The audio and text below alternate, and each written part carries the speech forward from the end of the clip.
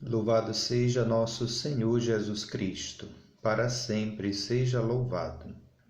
Hoje, 26 de julho de 2020, a Igreja celebra o 17º domingo do tempo comum. E o Evangelho de hoje, Jesus nos diz que o reino dos céus é como uma realidade a ser descoberta, uma experiência a ser feita por cada homem e por cada mulher. Uma experiência que nós necessitamos fazer. Pois, se nós somos filhos e filhas de Deus, e somos verdadeiramente, nós só encontraremos o sentido da vida em Deus mesmo. Também nos diz o Evangelho de hoje que o reino de Deus é fundamental. Não se compara a nada e nem a ninguém. O seu valor é supremo. E o reino de Deus, somente Ele, em Jesus Cristo, é capaz de preencher o vazio da nossa existência e trazer de volta a alegria perdida. Todos os homens, todas as mulheres, sem exceção de ninguém, procuram esta experiência na vida, mesmo sem ter consciência. O encontro com Jesus Cristo e o encontro com o seu reino é o encontro que dá sentido à nossa vida e também dá sentido à nossa morte. Porém, queridos irmãos e queridas irmãs, onde procuramos o reino de Deus? E como procuramos esse reino de Deus? Se nós buscarmos o reino de Deus, buscarmos o Senhor Jesus, em realidades vazias, nós encontraremos aí a infelicidade. Só encontraremos o vazio. Não encontraremos Deus em sua plenitude em situações de injustiça e de desamor. Nesse caso, a gente vive tentando preencher a tristeza da realidade humana, sempre mais com bens materiais, com dinheiro e com prazer. A pessoa que ainda não fez a experiência do reino e que ainda não escolheu o reino é alguém que tem uma vida triste. E essa tristeza está presente no seu interior, embora busquemos às vezes, quando não encontramos o reino, disfarçar essa tristeza de muitos modos, com festa, com barulho, com muita música, com bebida, com drogas em geral. Somos chamados, nesse período, a reconhecer que sem o reino, sem o Senhor em nossa vida, nós somos mais pobres e infelizes. Não existe felicidade, não existe riqueza longe de Deus. Porém, quando nos deixamos encontrar por Deus, somos chamados a fazer uma escolha. É isso que o Evangelho de hoje ressalta para nós. O homem e a mulher que se deixa ser encontrado por Deus é chamado a fazer uma escolha que o conduz para a vida ou para a morte. Tal escolha é presente no Evangelho de hoje, no versículo 49 e 50, quando diz: assim acontecerá no fim dos tempos. Os anjos virão para separar os homens maus dos que são justos e lançarão os maus na fornalha de fogo. É a escolha que cada um faz.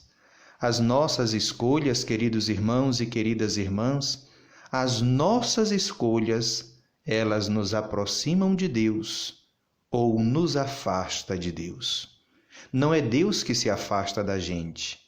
Nossas escolhas é que nos afasta dele. Por isso, as leituras de hoje nos trazem duas imagens muito sugestivas, muito bonitas para nós. A primeira imagem, na primeira leitura, no livro dos Reis, é Salomão, que em sonho, Deus lhe aparece e diz a Salomão: pede o que você quiser. E Salomão, então, pede sabedoria para servir a Deus, servindo ao povo. Olha a escolha de Salomão. Salomão pede a Deus sabedoria, reconhece sua incapacidade e esta sabedoria é para servir a Deus. E como se serve a Deus? Servindo ao povo de Deus. Veja a sábia escolha deste homem. Uma escolha que nasce da sua incapacidade, uma escolha que nasce da sua pobreza. A segunda imagem que as leituras nos trazem hoje está no início do Evangelho, a parábola do tesouro e a parábola da pérola. Um homem encontra o tesouro em um terreno. Um comprador de pérolas encontra a pérola mais preciosa. Com alegria, eles vão, vendem tudo e compram o tesouro. E vivem cheios de alegria. O que no mundo vale tudo o que nós temos? O reino de Deus. Somente o reino de Deus. A gente entende que o reino de Deus deve ser uma escolha que nós vamos fazendo diariamente, onde quer que estejamos. A segunda leitura de hoje nos convida, logo no início, carta de São Paulo aos Romanos, nos convida a pensar a vida de cada homem e de cada mulher dentro do projeto de salvação universal que Deus tem para nós. Porque a minha vida, ela não é minha para ser vivida egoisticamente. A minha vida, na liberdade de filho e filha de Deus, é dada para que, com amor, eu escolha cumprir o projeto que Deus tem para mim. Nesse sentido, a minha vida encontra felicidade plena quando eu vivo para Deus no serviço ao outro. É isso que nos diz a segunda leitura de hoje. Paulo nos diz no versículo 28, sabemos que tudo contribui para o bem daqueles que amam a Deus, daqueles que são chamados para a salvação, de acordo com o projeto de Deus. A minha vida é parte de um todo que Deus pensou desde o início do mundo. A minha vida não é uma vida sem sentido, não é uma vida desprezada. A vida de qualquer pessoa, seja ela quem for, virtuosa ou não, crente ou não, é uma vida que está nas mãos de Deus, desenhada por Deus e que encontrará o seu sentido quando deixar ser encontrada por Deus. A liturgia de hoje nos convida a fazermos essa escolha, a repensarmos a escolha ou as escolhas que a gente tem feito ao longo da nossa vida, a sermos livres diante das coisas. Escolhemos algo e depois de um certo tempo a gente vê que a nossa escolha não nos conduz a Deus, não agrada a Deus, não nos aproxima de Deus. A gente deve ser livre o suficiente para abrir mão desta escolha, para repensá-la, para deixá-la atrás e ouvir a voz de Deus que nos chama sempre e que nos convida a recomeçar. Um exemplo bonito que o Evangelho de hoje, que a liturgia de hoje nos traz, é a primeira leitura, Salomão. Salomão pede a Deus sabedoria para cuidar do seu povo.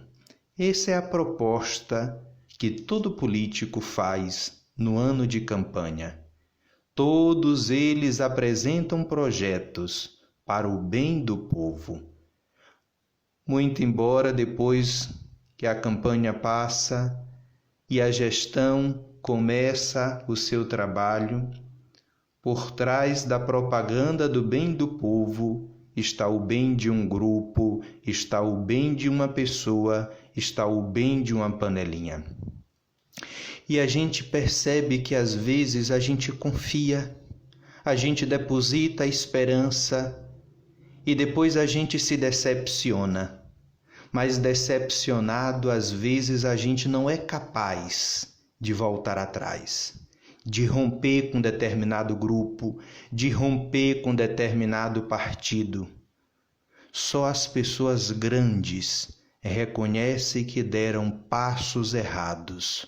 Só as pessoas grandes, cheias do Espírito de Deus, são livres o suficiente para não estar presas a nenhum sistema, a nenhuma pessoa, mas viverem inteiramente disponíveis para Deus, onde quer que Ele nos chame.